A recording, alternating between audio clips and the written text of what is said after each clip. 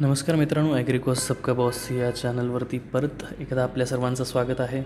आपण previous video बनवला होता मृदा व कृषी सॉईल अँड ॲग्रिकल्चर भाग 1 पार्ट 1 वरती, आणि त्याच्या आधी आपण काही महाराष्ट्राच्या भूगोलासंदर्भात काही लेक्चर्स बनवलेले आहेत. खाली मी प्लेलिस्ट दिलेली आहे. आणि मग याच्यात आपण काय बघितलेलं तर संपूर्ण भूगोल तयारी जे बेसिक्स आहेत ते आपण बघितले.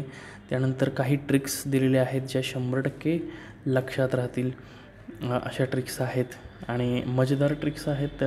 त्याच्यामध्ये तुम्हाला बऱ्याच गोष्टी महाराष्ट्राच्या भूगोलाच्या ज्या वारंवार आणि चॅलेंजिंग असतात आणि ते विचारल्या जातात, ज्या नेहमी विसरतात, त्या ट्रिक्स आहेत. त्यानंतर पर्वतरांगांवरती हा व्हिडिओ आहे, तो देखील खूप छान पद्धतीने बनवला आहे. दुसरा आहे नदी प्रणाली, त्यानंतर वातावरणाचे थर, असे 5-6 व्हिडिओ बनवलेले आहेत. तर हे तुम्ही व्हिडिओ नक्की बघा, याचा तुम्हाला फायदा होईल.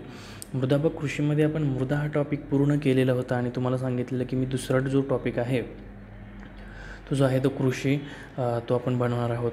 जर तुम्ही मृदा टॉपिक बघितला नसेल काही लोकांनी याच्या आधी, तर आधी जाऊन तो टॉपिक 100% बघा, त्याचा नक्कीच फायदा या ठिकाणी तुम्हाला होईल.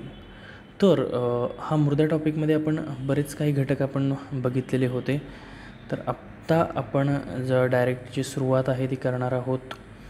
नेक्स्ट टॉपिक तो जो आहे तो कृषी हा आहे. आपण मृदेमध्ये ज्या काही गोष्टी बघितल्या त्याचा नक्कीच तुम्हाला फायदा झाला असेल. मी तुमच्या कमेंट देखील बघितलेल्या आहेत, त्यांना रिप्लाय करण्याचा देखील प्रयत्न केलेला आहे. तर अधिक वेळ आता नको घ्यायला, आपण बघूया महाराष्ट्राची कृषी. तर महाराष्ट्रातली कृषी, महाराष्ट्र हे असं आहे की जिथे ट्रॉपिकल आणि सब ट्रॉपिकल म्हणजे उष्ण आणि समउष्ण असं थोडंसं जे कटिबंध आहेत ते मिक्स होत आहेत. कारण जर तुम्ही कोकणात गेला तर समुद्रकिनाऱ्यालगतची हवा, तिथली आर्द्रता, तिथले टेम्परेचर आणि एकूणच तिथली जमीन ही जी आहे ती पूर्ण वेगळी आहे. आणि उर्वरित महाराष्ट्रात जर तुम्ही गेला, म्हणजे कोकणात पूर्ण वेगळा आहे. पश्चिम महाराष्ट्रात तुम्ही गेला तर तिकडे पूर्ण तुम्हाला काळी रेगूर मृदा बघायला मिळेल. आणि जसं जसं तुम्ही विदर्भाकडे खाली जाल तर विदर्भाकडे तुम्हाला तांबडी जमीन बघायला मिळेल. आणि पावसांचं देखील प्रमाण कुठे जास्त आहे, कुठे कमी आहे. त्यामुळे पिकं जी आहेत ती वेगवेगळी आहेत, ज्या त्या वातावरणाप्रमाणे जिथं तिथं पिकं आहेत. तर कोकणात काजूचं पीक चांगल्या पद्धतीने घेता येतं का, तर तिथला जो परिसर आहे तो त्या पिकासाठी पौष्टिक आहे. मग हेच आपल्याला बघायचं आहे की कृषी महाराष्ट्रातली कशा प्रकारची आहे. आणि एकूणच कृषीचा आपला प्रश्न चुकू नये ह्या दृष्टिकोनातनं कृषी हा टॉपिक सगळ्या विषयांना, सगळ्या एक्झामला आहे. राज्यसेवा, पूर्वपरीक्षा, मुख्य परीक्षा, कंबाईन, क्लास 2ची कंबाईन, क्लास 3ची कंबाईन, ह्यांच्या पूर्वमुख्य आणि साधारण ज्या सरळसेवा ज्या कोणत्या आहेत त्या सर्व सरळसेवांना एखादा तरी कृषीवरचा क्वेश्चन असतो, कारण आपला देश हा कृषीप्रधान आहे. ओके, कृषीप्रधान असणाऱ्या देशामध्ये कृषीवरती प्रश्न नाही असं नाही होत शक्यतो. सो कृषीचा आपला अभ्यास असणं गरजेचं आहे. वेळ खूप चालला आहे आपला, तर अधिक वेळ न घेता सुरुवात करूया की राज्यात मुख्य व्यवसाय शेतीचा आहे. राज्याच्या स्थूल उत्पन्नाच्या कृषीचा वाटा 10.9%. आता महत्त्वाची गोष्ट, कृषीचा वाटा किती आहे? 10.9%. आणि हे म्हणतं की काय आहे? मुख्य व्यवसाय आहे. मग असं कसं काय? तो जर तुमचा मुख्य व्यवसाय असेल तर तुमचा 30-40-50% तिथून इन्कम पाहिजे ना. पण मग इन्कम किती आहे तुमचा? 10.9%. मग असं का? मला कोण उत्तर देऊ शकते का? ओके, मी सांगतो. तर विषय कसा आहे, जे हे शेती क्षेत्र आहे त्या शेती क्षेत्रामध्ये आपलं जे कॅपिटल आहे, जे मनुष्यबळ आहे ते सर्वात जास्त गुंतलेलं आहे. म्हणजे 1 एकर शेतीसाठी 2 माणसं सफिशियंट आहेत.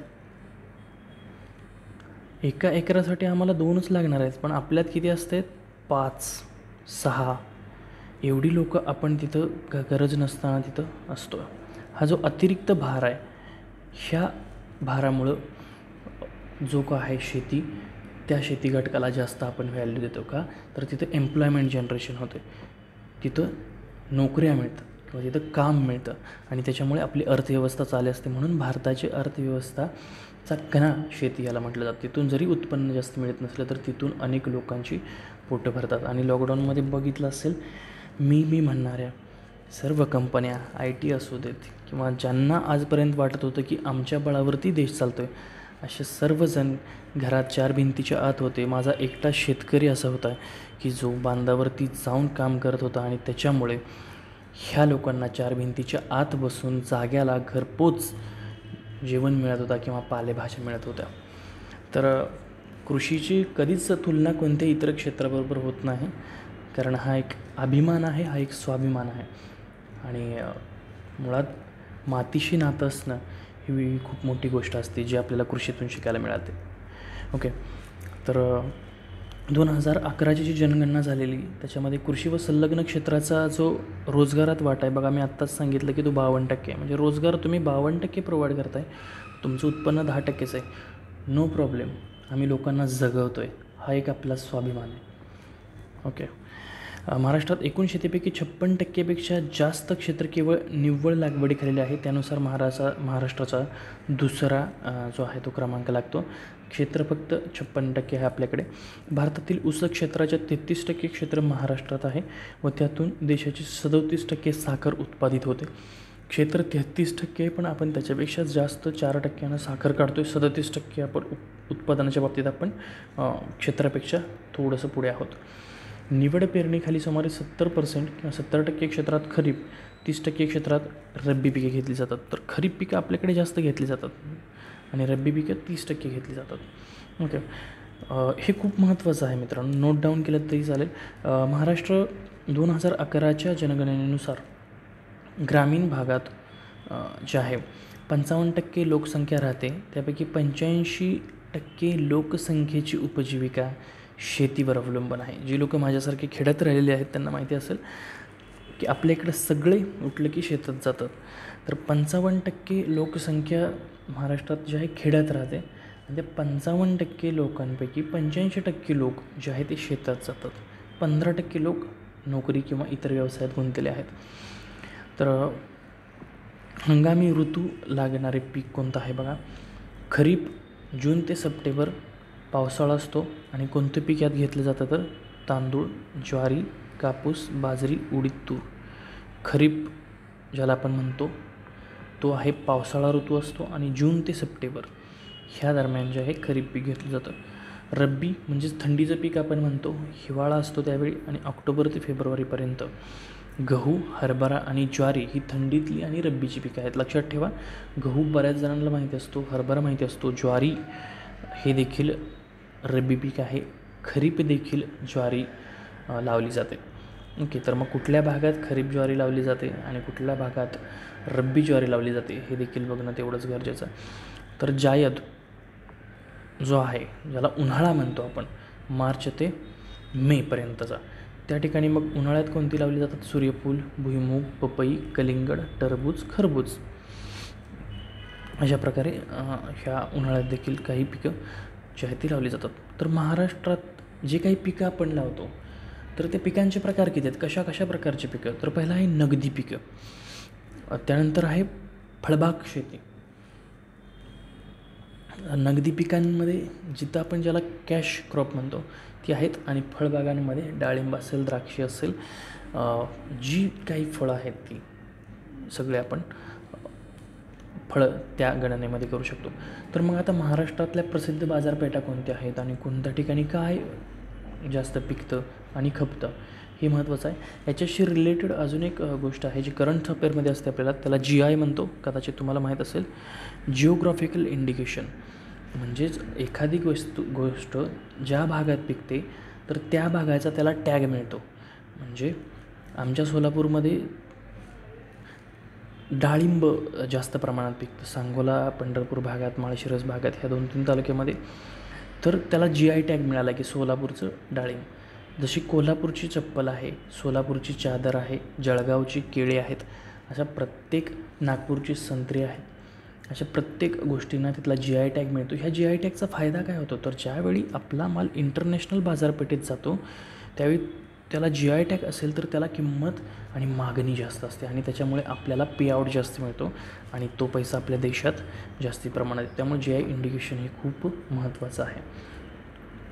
आणि GI इंडिकेशनची दुसरी खासियत म्हणजे तो फक्त त्याच भागासाठी लागू आहे. म्हणजे सोलापूरचं जर डाळिंबाला GI टॅग मिळाला असेल तर ते सोलापूरसाठीच, ते जर सांगलीत नाही गेलं तर त्याला GI टॅग नसतो, मग त्याचा रेट कमी येतो. ह्या गोष्टी पण लक्षात घ्या. तर कांद्याच्या उत्पादनात महाराष्ट्रात प्रथम क्रमांकावर वरचं राहिलं आपल्या केळी व तेलबियांचे बाजारपेठ जळगाव. ओके, बघा, केळी आणि तेलबियांची बाजारपेठ आहे जळगावला. कांदा व लसूणची बाजारपेठ आहे लासलगाव. नाशिक द्राक्षांचे बाजार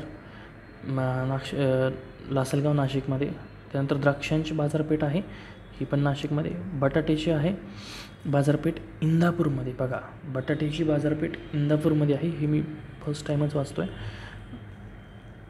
तर ह्या अशा युनिक गोष्टी आहेत ते आपल्याला माहीत असणं गरजेचं आहे. बटाट्याची बाजारपेठ आहे जी इंदापूरला आहे. हळदीची बाजारपेठ आहे सांगलीला.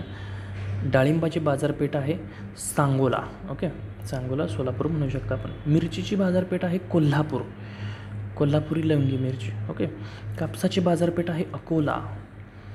ज्वारीची बाजारपेठ आहे सोलापूर, धान्याचं कोठार. संत्र्याची बाजारपेठ आहे नागपूर. तांदळाची बाजारपेठ आहे तुमसर. मोसंबीची बाजारपेठ आहे परत अकोला. अशा प्रकारे वेगवेगळ्या बाजारपेठा, पण त्यांच्यावरती जोडायला हवा हा प्रश्न विचारला जातो. आणि आता दुसरा प्रश्न GI टॅगचा देखील जोडायला हवा म्हणून विचारला जातो. कांद्याच्या उत्पादनात महाराष्ट्र हा प्रथम क्रमांकावर आहे. बघा, भारतात सगळ्यात जास्त कांदा उत्पादन कुठं होते? महाराष्ट्रात होते. To be proud. टिप: महाराष्ट्रातील कृषी निर्यात क्षेत्र 8 आहेत, म्हणजे ज्या ठिकाणी भारतातून बाहेरच्या देशामध्ये माल पाठवला जातो अशा प्रकारची 8 क्षेत्र जे आहेत ती महाराष्ट्रात स्थित आहेत.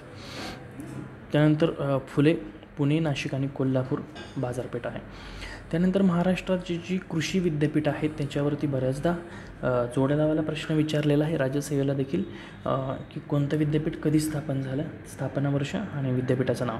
तर महात्मा फुले कृषी विद्यापीठ राहुरीचे आहे, अहमदनगरला आहे आणि स्थापना त्याची आहे 1968. सर्वात आधीचं हे विद्यापीठ आहे.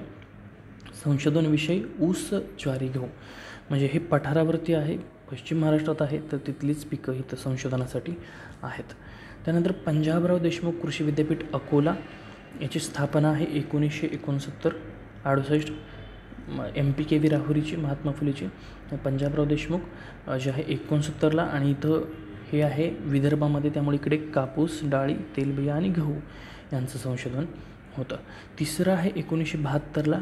2 आहेत, एक आहे दापोलीचं ज्या ठिकाणी माझं शिक्षण झालं, ते आहे 1972ला. संशोधन विषय आहे आंबा, फलोत्पादन, खारभूमी, मत्स्य व्यवसाय आणि तांदूळ. तर जे कोकणातले ज्या काही सगळे फळं असतात त्यांचं संशोधन तिथं होतं, किंवा जे भाज्या असतात, जे पिकं असतात. मराठवाडा जे आहे या ठिकाणी, तर संशोधन इथं होतं ऊस, कापूस, ज्वारी आणि डाळी. 1972लाच त्याचं देखील जे आहे ती स्थापना झालेली आहे. तर या ठिकाणी आय थिंक हा आपला जो टॉपिक आहे तो पूर्ण संपलेला आहे कृषीबद्दलचा. कृषीबद्दल अजून काही घटक महत्त्वाचे आहेत, ह्या पण फक्त बेसिक गोष्टीच आपण बघितलेल्या आहेत. कृषीवरती अजून एक आपण लेक्चर डीपमध्ये बघूया, जे मेन्सच्या दृष्टिकोनातून असेल, पण हा फॅक्च्युअल डाटा आहे कृषीबद्दलचा, माहीत असणं खूप गरजेचं आहे. So stay connected. काही अडचण असतील तर परत तुम्ही मेसेज करा, कमेंट करा. जर आवडलं असेल तर मित्रांपर्यंत आपल्या शेअर करा. काही अडचण असेल तर कमेंट करा. आवडलं नसेल लेक्चर कदाचित तर डिसलाईक देखील करू शकता, तो हक्कच आहे तुमचा. पण मला नक्की सांगा की काय चूक किंवा काय त्रुटी राहिलेल्या आहेत, त्या मी नक्की सुधारण्याचा प्रयत्न करेन. जर तुमचे सजेशन्स असतील की सर ह्या विषय हा कुठेतरी राहतो आहे आणि याच्यावरती अजून जास्त एक्स्ट्रा गरजेचं आहे, किंवा ह्या विषयाचं लेक्चर घेणे गरजेचं आहे, तर तुमच्या डिमांडचा 100% विचार केला जाईल आणि त्याच्यावरती इथून पुढची लेक्चर्स जी आहेत ती बनवली जातील.